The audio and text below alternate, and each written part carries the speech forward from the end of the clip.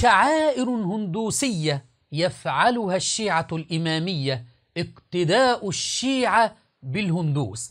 سنرى الآن في هذه الحلقة حج الهندوس إلى النهر المقدس عندهم كما يزعمون، وهم يسرعون وهم متطينون ذاهبون إلى الحج عند هذا النهر.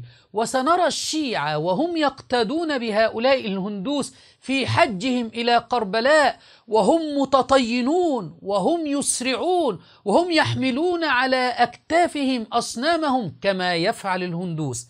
نشاهد حج الهندوس إلى النهر المقدس كما يزعمون.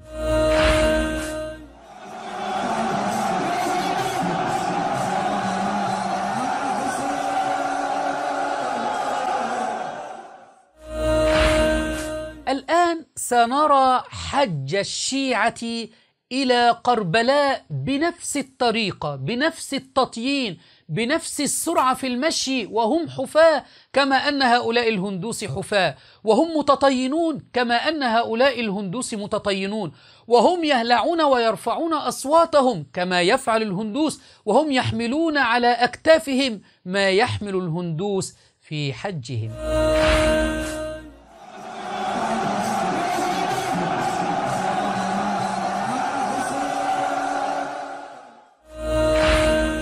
شعائر حسينية أم وساوس شيطانية؟